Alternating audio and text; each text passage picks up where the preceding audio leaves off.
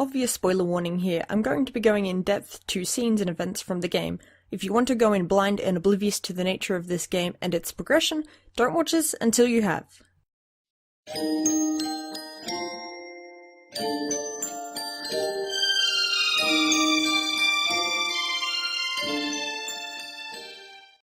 I had heard about this fantastically unique game back when it was a big hit, but mostly in passing. I couldn't remember any of the character designs, nor anything about the characters. Going in, I only knew two things, one which, admittedly, was a huge spoiler.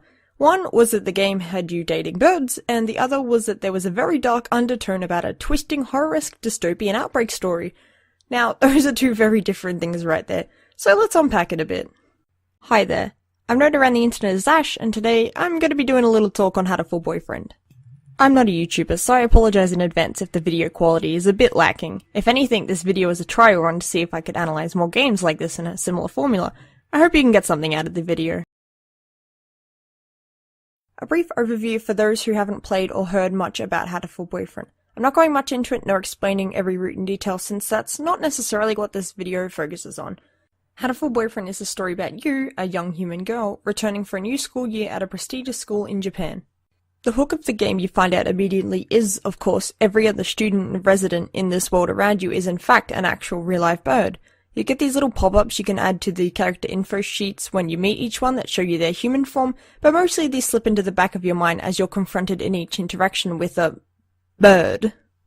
On a side note, the use of actual photos in the game in segments is wonderfully done, and I think the art style is brilliant in its execution. I found the cave you live in to be my favourite. I remember each scene that brought me back to that place had me staring at the detail in the rock and the peaceful night sky beyond, or day depending on which scene it was. Maybe that's just the artist in me, but when it comes to a visual novel, the visual effects are one of your main assets, and knowing how to use them well only serves to strengthen your story more. It's worth mentioning too, I played this game recently with the PlayStation 4 port Devolver Digital did, and I believe graphics were updated since original versions of the game, so I can only comment on the experience I had personally. On top of this, I only played through what was on that game, so I've not played the Holiday Star game or anything else that comes afterwards. I considered watching playthroughs of Holiday Star for this analysis, but then I wanted to talk about the experience I had with the game I played of what I consider the first game despite graphical improvements and stuff. I didn't really want to talk about what might have been done in Holiday Star to improve it or anything like that. I just wanted to talk about what is Hatoful Boyfriend as the game. And if I feel the need to, maybe I'll play further into the universe with Holiday Star and come back to my thoughts on this later. A story of a high school girl in a pigeon school. She's not like the other girls, or anyone else in the whole school. She's human. Speaking of story, yeah, let's get into that. Most of it follows a somewhat typical high school story, or is it middle school? I'm not sure, even though I attended a middle school myself growing up. Most schools over here in Australia just combine years 7, 8, 9 into 10, 11, and 12 for one big school. Also, I don't understand American school slang, so... wait a minute, Okay, the pro tag says she's a sophomore, which is year/grade 11, I think, so... There. Mystery solved. Just call it goddamn year 11, guys! Anyway, you have different sections and locations to do school-related things as substance while you talk to your friends and woo your potential lovers. I'll start off broad and try to give each scenario its own kind of segment. Electives on the road to nowhere. Alternative title, Why is Maths an elective? Hatoful Boyfriend has pacing issues in the early game, that much is obvious. I went into this game expecting not much since it mostly follows Japanese visual novel dating sim formulas, easy to digest stuff that you can plan out pretty easily. It's important to note that this doesn't make it bad, just somewhat predictable at a certain level of understanding, until Bad Boys Love comes in, of course. If you're overly familiar with how Japanese visual novels of this style work, then you'll know a lot of how the story beats of this game will progress in the early game. So then, why am I complaining about pacing issues? That comes from this form of storytelling, right? Well, yes, because while it follows a more easy-to-trace pattern in a genre, it's not holding your hand through it. The main plots of the endings are different than playing other games of similar design. For example, you're not going to have the exact same things happen in Ryuta's storyline that they do in Kojaku's from Dramatical Murder. Their characters are laid with similar instances and they're both childhood friend tropes. But from the worlds they exist in, their characters are bred differently into different things. The short, quippy pacing problems I find are most apparent during the elective periods. I know these are just small ways to tilt you in the right direction towards who you might want to date, and there's a lot of them so it makes sense to keep them clipped, but I do feel like there is some wasted potential here. They feel too short, to put it lightly. I do think the fact that it feels like choices here don't really matter and that you're just off having fun or studying kind of fits in with the feel of an elective. It's something you choose to do, so it should feel less weighty than the more rough decisions once you get locked into a character route. However, there's still so little dialogue and things happening that it ends up just feeling like a split-second decision being made that you don't have time to enjoy or delve into. Consider instead something like the cafe, where you have a whole subplot going on during the summer. There's the thing with Azumi and Bluster's whole drama deal and the conversations that take place during several cafe events. It feels more substantial, and in fact it's the first option I picked in my first playthrough. The cafe clearly had more thought and effort put into it because it held two of the characters' stories in it, and so had to explain more detail on them, especially since this is the only place Blaster shows up in, so that's a lot of screen time you have to give a character you've barely met. But that said, Azumi is mostly grounded in her one unskippable cutscene outside of a few others mostly along this path, so it's not much character, to be fair. That said, the lack of content for these segments just makes them flash by so fast you barely have time to digest anything. It might have been nice to use these for just a little bit more dialogue with the characters pre-placed in each room to flesh them out a tad more, and to also add in more length. I think this length could be important to help pace the progression of the first part, and give players time to properly digest information about the characters and plot they've just dealt with. I know it's a lot harder to implement and time restraints are a big deal, but even changing the way the main character reacts to the electives based on which route they're on, or how they might be feeling, an elective around Ryuta's route where he's been mysterious about disappearing might make the character feel more sad and distracted in class, or if a route is going well, they're more bouncy and happy and someone comments on it. It could even just be a sad, neutral, happy kind of scale to keep it simple and consistent across the routes. But, you know, time restraints and scoping too big on games is death. Believe me, I know the pain. It's not fun. And also, I might be overthinking such a tiny little segment of the game, but it clearly had a bigger impact on me than I thought it would, and perhaps that the devs thought it would. Could just be me, though, and most other people might not have considered it as much. Let me know your thoughts on the electives below so I can study different opinions and thoughts on the matter. As it stands, they're just an annoyance to get back to the main plot, in a way, despite how the theming of an elective fits well to me. They serve a purpose in the undercurrent of decisions the game is making and how to push a route forward, but if they just stand to be two short segments that fly by with seemingly no other purpose, it feels like finding a more effective way to do these calculations through other decisions would be more beneficial to the game's pacing.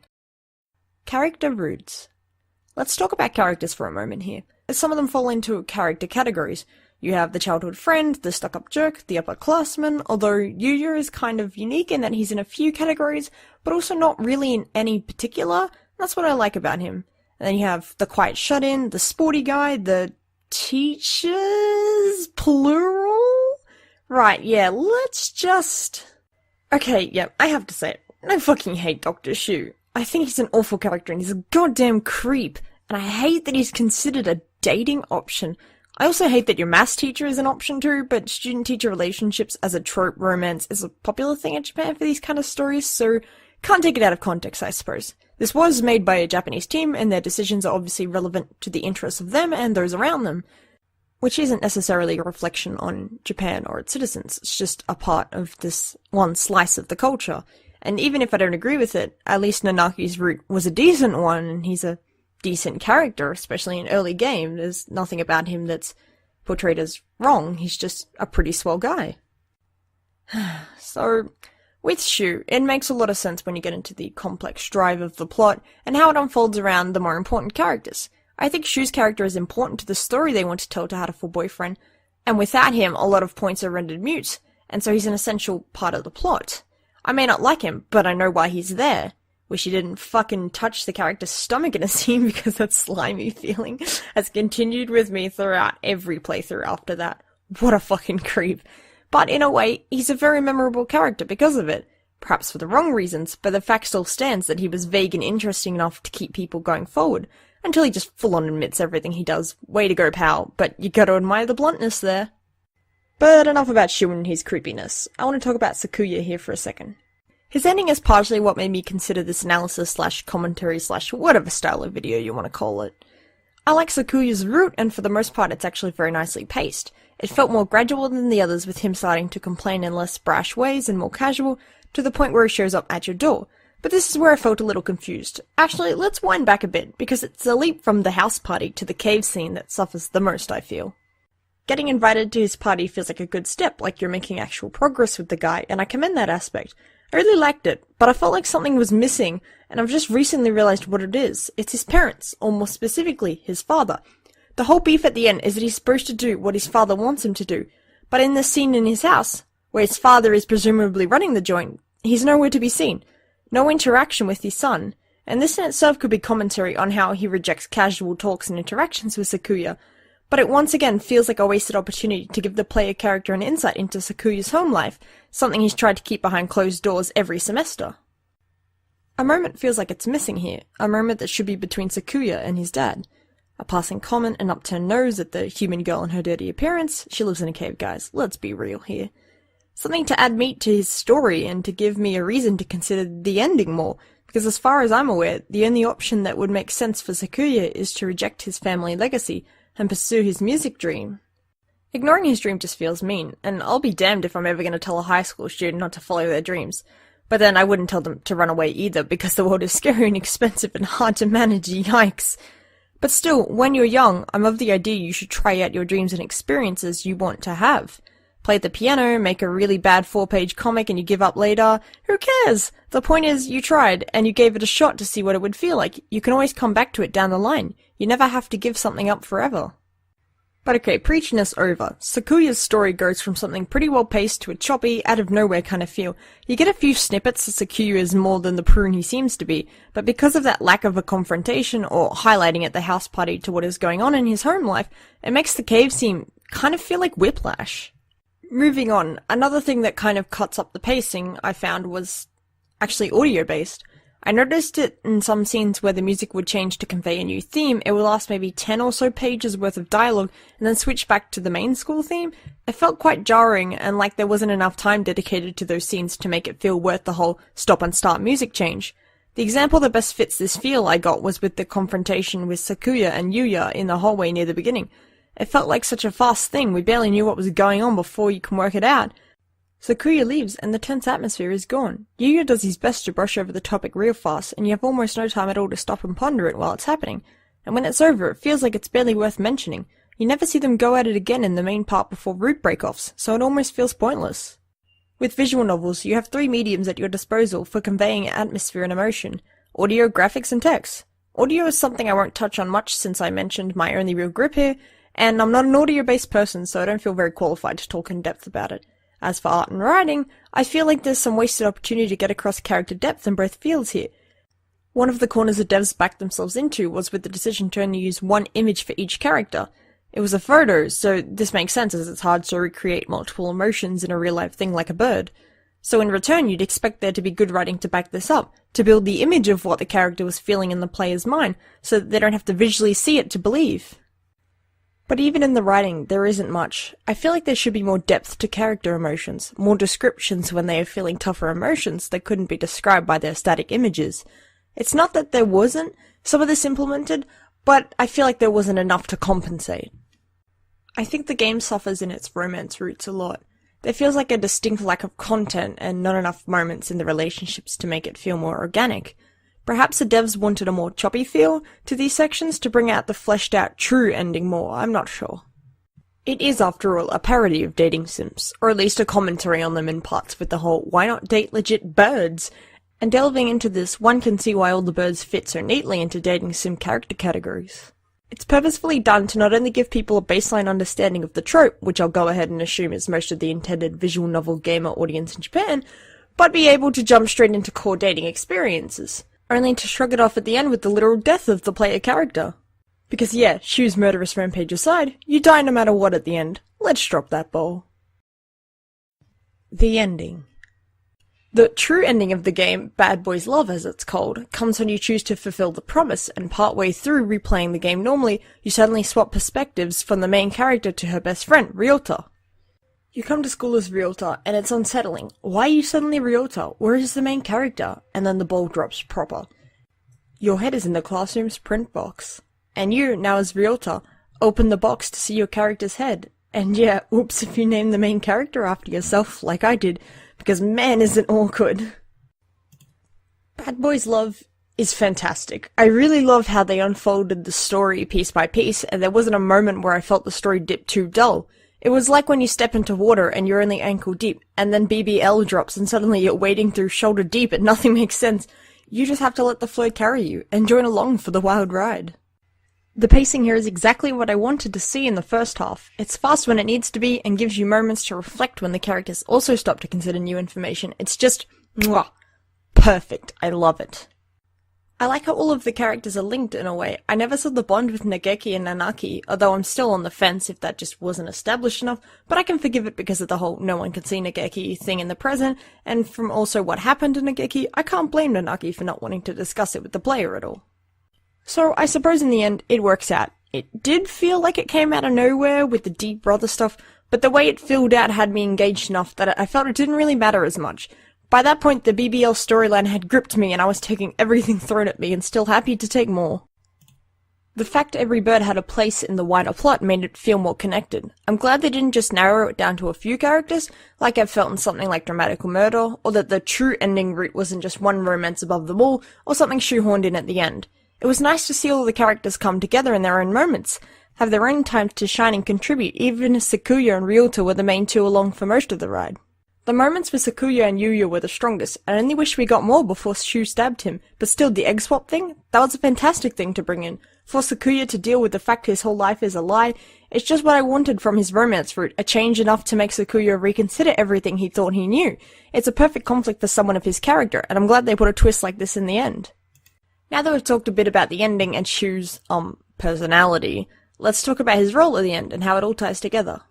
The fact that he was the main antagonist all along in a twisted way was perfect. I may hate him, but I have to give credit where credit is due.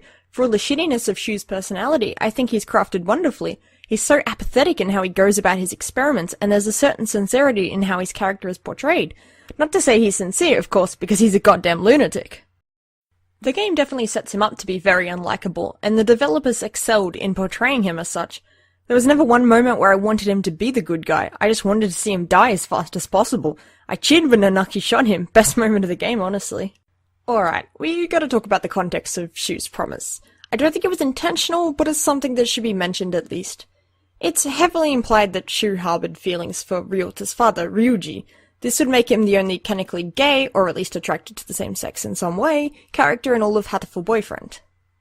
This obviously raises some issues when your only form of representation of a group of people is a straight-up insane guy who cuts up high school students and shows not a sliver of sympathy for anything. It certainly raises some questions and furrows some brows. Obviously it's an Otome game and originally released in 2011, a very different time to what is considered acceptable today. I haven't been able to find evidence that would suggest this was intentional, so I'm choosing to believe it was a bad series of oblivious choices made, and that they missed this connection that could be associated with Shu's characteristics. I'd be eager to see the developers' thoughts on this matter, if an interview of such could be found. If you know of one, please link below, I couldn't find one. Like I said before, I don't think the developers intended for this to come across this way, and I'm choosing to believe it was a series of bad decisions instead of homophobia, but it's something I wanted to touch on because it did feel in poor taste. Moving on, I think a lot of the impact of the story is lost when you go in already knowing what's going to happen. I kind of regret going in knowing about the bird virus and the protag death thing. It would have been far more shocking to experience firsthand without previous warning, but then you can't change the past, and so I can only view this story through the lens I chose to view it with. And also, I'm a big horror baby and can't deal well with scary shit in my face or chasing me, so knowing about some of the horror elements beforehand was advantageous to me not freaking out over it. So, you know, some good, some bad. That said, I was expecting the scarecrow to be way worse, and it just wasn't, so thank God. These days, it's common to find people showing their distaste for more darker or grittier stories being told. You see it surrounding media such as Game of Thrones, aka A Song of Ice and Fire, and The Walking Dead. Recent-ish shows of this generation? Personally, I think telling these kind of grittier stories is fine. They create new situations and characters we don't see in other kinds of stories. I don't think more darker stories mean less of more happy or easygoing ones either. I think having both is better in the long run. More variety is always a better option after all. I like having the choice to pick which one I want to engage with at which time. Sometimes I want something where characters struggle harder in a darker world, and sometimes I want something lighter with brighter colours and a palatable plot. Both are good in their own right, but both strive to do different things. It's hard to compare them. So what does this have to do with Hatoful Boyfriend? Well, it can easily be classified as one of these stories. It falls into the looks sweet and innocent on the outside, but is really dark and disturbing when you delve deeper kind of category. I enjoy stories with layers like this, where the more you peel back, the more you are second-guessing the world. It's really nice world building. And Hatoful Boyfriend does a really good job of making you question everything you thought of during your playthroughs wooing birds. There's a subtle hints as you go through storylines, little snippets and passing words from the characters that just don't sit completely right in the happy-go-lucky bird school universe the game wants you to live in at the beginning.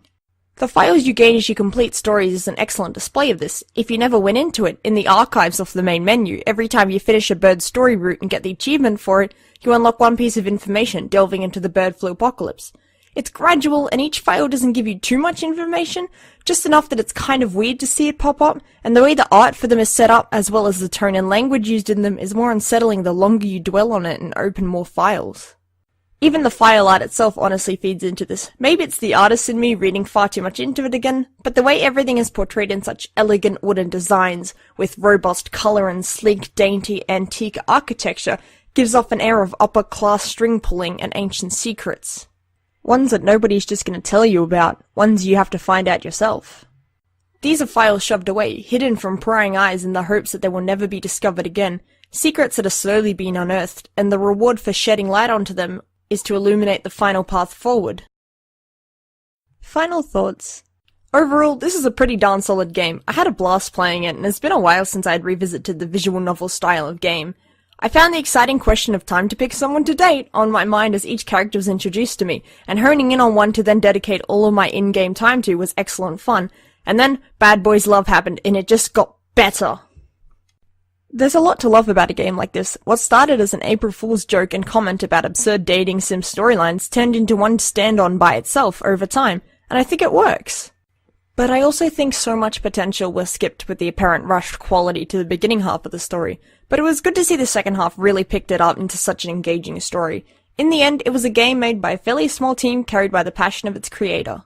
You can tell how much fun the team had on this game, and just how much they enjoyed working on it. I think a lot of this shines through in the humor and scenarios in the early game, and the drop to the serious murder mystery tone of the later half. I like projects where you can feel the energy of the creator in them and how much love they poured into a project, and despite the moments I pause to think this feels weirdly paced, overall it was a fantastic experience, and I'm glad I finally played it. You can love something and still comment on its flaws, acknowledge problematic aspects of it, after all. It's part of realizing what you like and don't like about factors in life and storytelling, so it makes delving into stories like this so fun. Analyzing what feelings mean, why a story makes you feel a certain way, and why others might have differing opinions on the matter to you based on their own interests and experiences. Storytelling is such a fantastic medium, and I always look forward to experiencing and talking more about different variations of it. Feel free to let me know what you'd like to see me cover more of, if I even have enough time to do another analysis video. Until then, I hope you enjoyed my talk on Hatoful Boyfriend. This is Ash, signing out.